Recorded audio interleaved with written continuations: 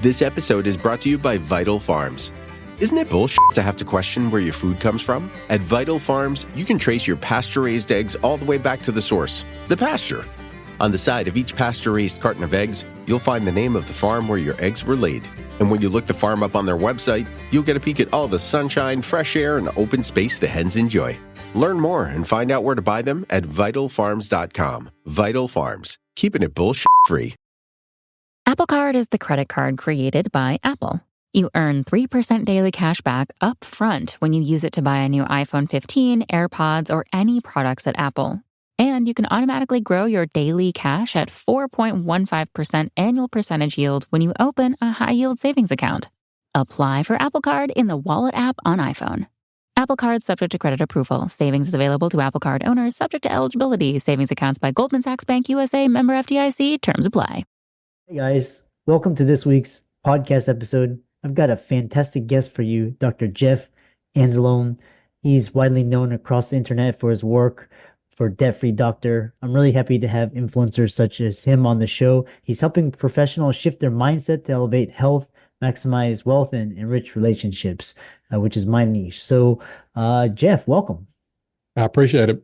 Thanks for having me. Looking forward to it. Yeah, I love plugging into the community of healthcare influencers, and it's greatly needed in today's times. And start by introducing yourself, the work you do, and how you came to be doing what you're doing. Yeah, absolutely. I'm a periodontist by trade, but a couple of weeks after I finished my residency, I'm from Louisiana, so the group practice I was supposed to join, unfortunately, pulled that deal out from under me. And it left my wife and I with $300,000 of student loans, a 2-month-old crying in the next room.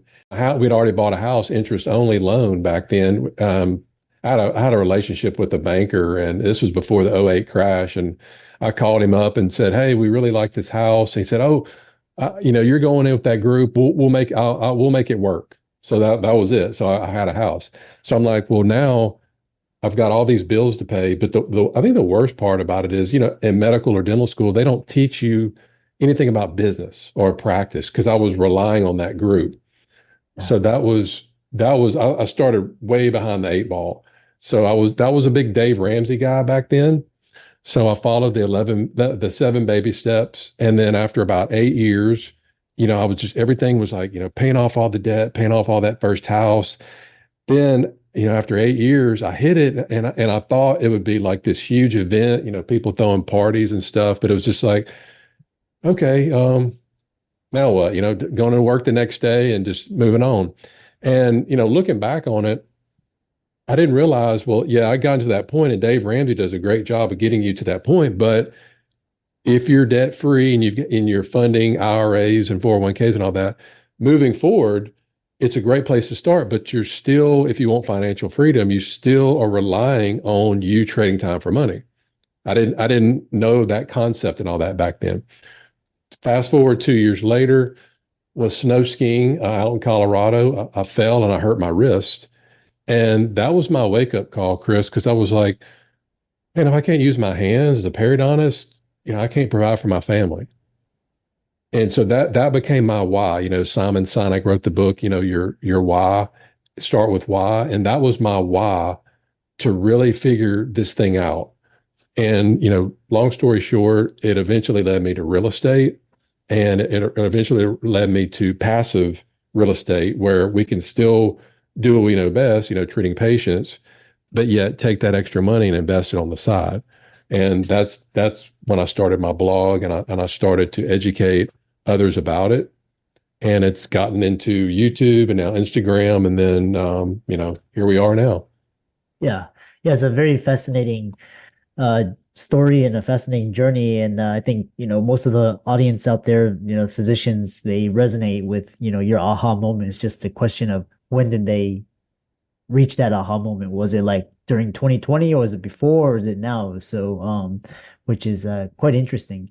So you mentioned this thing about trading time for money. And one thing that I've really noticed among physicians is that a lot of them love their careers, and So what do you say? Because a lot of them they don't mind trading their time because they love their anesthesia or surgeons or they love talking to patients. And so what's this idea of financial freedom in terms of that? You mentioned real estate. Is that just a way to divest? And so when they're not able to work, they can rely on those investments. Elaborate on that. Yeah, I think I like the term work optional better Yeah. because there are a lot of people that just absolutely love their job. They would work until they die, but what happens if they get hurt, if they get sick? So for instance, I've got a friend here that he had a very successful wine business, sold it and had all this money and everything, and then his daughter gets hit in a car wreck by a drunk driver. Now she's a paraplegic. Mm, But let's say that he hadn't already sold his business, and let's say that he was still working. So I mean, you never know what can happen. So if he was still working, then now he has to care for her, pay for all of this stuff. So I mean, you never know what life is going to throw you. So having it's just for me, it's not about going out and buying a bunch of Lambos and boats and all this stuff. For me, it's more sort of like my own disability insurance. You pay your disability insurance and just don't even think about it as like money or, hey, I'm paying this because my disability insurance is going to get me these trips or whatever. I'm using real estate and then the passive income that's like a separate, like when I need it. Like right now, I'm getting distributions, almost on a monthly basis. I don't need it because I'm still working. So these doctors that love what they do, and that's great because as I'm getting older, I need to go to doctors, I need to go to dentists, I need people to treat me and my family. So it's more of a getting to that work optional status. So if you want to cut back, if you maybe love what you want to do, but maybe you want to go start seeing your grandkids as you get older and you only want to work 3 days a week, well, you can do that with having other streams of income and not skip a beat because you're not completely lying on Dr. You or whoever you are mm, to trade time for money. mm. Yeah, I love this idea, work optional, and this idea of storing your wealth in different investment vehicles, and so that you can slowly, gradually, you have that option to move away. You're not relying on, seeing patients and doing procedures, frequently. Um, so this thing, especially with real estate and transitioning from a dental professional to a successful real estate investor, that's a lot of doctors. It's like a huge shock because they're so used to again trading time for money. And so, what are specific steps and strategies you employed to make this transition? What are some of the biggest challenges you incur along the way, and so forth? So for me, after I got that wrist injury, I was like, all right, I started really studying the wealthy people, like the really, really wealthy people. And you can go down a rabbit hole. I mean, there's all kinds of information out there. But if I was able to condense all of that information into two main points, here they are. Number one, wealthy people, they have real estate in their portfolio. Back then, I had zero except for my house, and it wasn't producing any income, so it was just my house. Yeah. Number two, wealthy people have multiple income streams, an average of 7 to 9. Mhm. Back then, I had one for my dental practice. So that really helped me really focus that I needed to invest in real estate to get multiple income streams. So the first question that if you're a practicing physician or a dentist, the first question you should ask yourself is, do I want to be active or do I want to be passive? Mm. And by what I mean by active is, do I want to be involved in dealing with tenants? Do I want to be involved with looking around, buying property, negotiating, doing these cost segregation studies, and basically managing your property? Now, the longer that I do this, I started off passive, where you just kind of like a 401k, you just put your money into these different types of syndications or group investments, and they just pay you a return quarterly or monthly. And that way, I'm able to get different. So, for instance, I got a trailer park in South Louisiana that pays my mortgage. Now, they don't teach you that in medical or dental school. You think, okay, I want to go buy this $1 million house. I'm going to have to see more patients and save up. I have to trade more time for money. That's your mindset. If your audience knows about Robert Kiyosaki's cash flow quadrant, that's the poor side of the quadrant, the employee or the self-employed, Yeah. where you trade time for money, you pay a lot in taxes, you don't really have a whole lot of write-offs, Mm. and everything is on your shoulders as far as income. But the goal is to get onto the right side, which is what he calls the rich side, as you know, where the business owner that you don't have to be there because you have employees working for you, you have these systems in place, or the quadrant that I am in or going towards 100% is the I or investor quadrant, where my money is making me more money. So I take my money from my practice and I go buy real estate like trailer parks and RV parks, and then that money pays my bills. It's just a different way to think. And that's how you get to work optional status. Most people out there, most physicians and dentists should start with the passive route. And that's what I did, because you start to learn the process. I mean, focus on what you know best to make money, and that's your medical or dental degree, right? Yeah. Take that extra money, and instead of giving it to the financial advisor so he can go travel while you're working, and he's telling you, hey, man, you got to work till you're 70. Oh, by the way, this connection's not really good because I'm in Aruba or something, but hey, keep working. No, seriously, we've been brainwashed, man. That's the best job in America. That's the biggest scam I've ever been scammed out of, you know? Uh, It's great because, and then, okay, so check this out. You bust your butt, you treat patients, you got to deal with staff, you got to pay all these taxes. You're giving your financial advisor money every single month. And then when you call them up a couple years later and you want to take some of the money out, they like, wait, why do you want to take money out? I have to go ask for permission to get my money? Seriously? Dude, yeah. I'm telling you, we've been scammed, we've been brainwashed. And once it clicks in your head that Mm. it's your money, you can do whatever you want. You don't have to hire somebody unless you want to, that's fine. You want your money working for you now, not when you're 70 and you want to go skiing and you got a hip replacement and your knee's bad. And what's the point going snow skiing at 70 when you can do it in your 30s? You know? Yeah. So again, it's all boils down to how you want to live your life. Yeah. And that will kind of help. Just I know I kind of got off the active or passive real estate, but that's where you want to start. And then from there, whenever I coach people, that's the first place that we start. Active or passive, and then from there we can kind of go to the left or go to the right. Yeah. Yeah, and I love this idea because you're talking about building assets to produce the income to pay for liability. So you're essentially working free. I mean, you're living free, and your assets are paying your expenses as opposed to your job. And you mentioned something very funny is like it's the same thing as like you're 9 to 5 and you're busting your butt and you're working 80 hours or whatever, and then the CEO of the company is like making 20 million and he's playing golf and private jets, and you're like still struggling, and it's the same thing. Many of our listeners may be coming from non-financial backgrounds. They're interested in investing. And then what are some key mindset shifts, principles you believe are crucial for someone with limited financial experience to succeed in this world of real estate investment? Yeah, that's an easy question. I would say probably 95% of the people, maybe more of people that I coach, the first question I ask is, what do you want? 95+% of people cannot tell you what they want. Yeah. And if you can't tell me what, it's kind of like, hey, you want to go on vacation this year? Yeah, I want to go on vacation. Where? I don't know. Well, how can I help you get to that destination if you don't know where you want to go? So that's the first thing. So you gotta figure out where you want to go. Do you want to work full time and replace your income, get to work optional status? Do you only want to work for 10 years and quit? I mean, so there's all kinds of different things out there. So you gotta figure out what you want first, and then that will guide you. Here's the problem.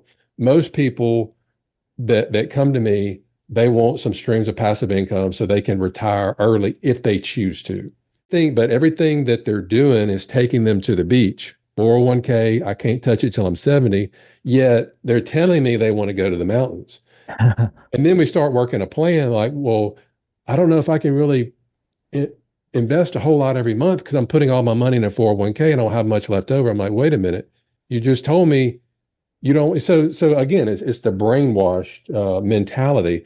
So you have to shift I mean, once you decide on, let's just say you want to get $200,000 a year in passive income from real estate. That's your goal. Once you commit to that, then everything that you do and on all your actions, you got to get around other people. And that's probably one of the biggest things is a network. Because, for me, I mean, I hate to say this, but I've wasted the last 15 years going to dental meetings. And when you go to dental meetings, everybody else is there because they have to be there. We got to get our continuing education credits. So what do people do? They get there and they're like, oh, they're looking at the clock and man, wish a guy would give me the code so I could write it down and I can get out of here and put they don't want to be there. So I've spent 15 years of networking with people in somewhere that they don't even want to be there. And then literally last year, I really just focused on spending the majority of the time in meetings with people that want to be there. There's some real estate investing groups for physicians, for dentists. I go to different entrepreneur groups. And it's once you get around those people with success, you can't help not elevate your game. So really nothing is going to change until you change. You have to change your environment. Mhm. If you're an alcoholic and you want to quit drinking, is it going to be easier to go to church every day and not drink, or is it going to be easier going to the bar every day and not drink? Yeah. You got to get out of the bar. You got to change your environment. You got to go somewhere to where people are going to encourage you and help you. And those are the two main things that, figure out what you want. And then once you figure out what you want, get around those people, get around successful entrepreneurs, successful people that are doing what you want, or they have what you want, and pay them for it. Pay them for it. Because your time is more important. You can make money all the time. You can't make more time. Yeah. I mean, I've spent 6 figures this year in personal development in 2023 because they've given me. I mean, I paid $5,000 for one hour phone call, and that was like $80,000-$90,000 worth of value in it. But the more important thing is it instead of taking me a year and a half to do something, it took me like 2 weeks because of what that guy told me. Mm. And you got to think in terms like that. Yeah. It's like a shortcut. It's like a fast cut to success. And it almost reminds me of like social media and technology. And you learn how to use that, and you can get your message and your distribution and your channels much faster. And I love this idea. Just there's the saying that a lot of trolls and haters, they say they hate on you, and eventually less than a year later they're all gone. They didn't do anything, and they say that you can't do it because they themselves haven't done it. So, but there are people that have done it, and you have to seek those out. So I love that. One other thing I want to say, kind of a follow up what I was saying. Let's say you got a kid that's like 10, 11 years old that wants to be a great basketball player. Mm. Well, he can go on YouTube and he can do all these drills. He can practice in the driveway, or he can hire like a personal coach. Both of those are going to eventually probably get him the result that he wants, but which one's going to get him there faster? Does he want to wait until he's out of high school before he gets good? Or does he want to wait until he's back in junior high and he's really, really good? So he has to pay, or the dad has to pay for the coach to get him there. I mean, if you've seen The Last Dance with Michael Jordan, I mean, the greatest basketball player ever to ever play, if that guy has to have a coach, I mean, why wouldn't you have to have a coach in whatever area, whether you want to get, health? It's really 3 main things: health, wealth, and relationships. Health, wealth, and relationships. If you're having a problem right now in your life, I guarantee you it can fit in one of those categories. That's it. And you just find somebody to help you in one of those. What a fantastic way. And how can people contact you, reach out to you, follow your socials, and if there's one book or podcast, YouTube channel you would recommend, what would that be? I'm pretty active on Instagram at Dr. Jeff Anzalone, but my website's easy, debtfreedoctor.com, and all of my links, YouTube, Instagram, Twitter, all that is on there. And things that I think people should know, and then questions people ask me, I write an article on it. And then I take that article turn it into a YouTube video, and then I take that and then put it out on social media. So I Yeah. know everybody likes to listen or read things or learn differently. So I'm trying to appease people as much as I can. Yeah. Yeah, I love that. It just kind of creating content helps you learn it and helps you share with the world as well. And I really love this conversation, and I love networking with like-minded healthcare individuals in the personal finance space. Doctors and dentists, they all need this really, because we're not taught this, we're taught just to kind of work for a hospital and just, but that's not good enough for today. So be sure to follow Dr. Jeff's resources. All these will be in the links and show notes. And with that, thanks so much for coming onto the podcast. Yeah, thanks for being here. Happy to do it.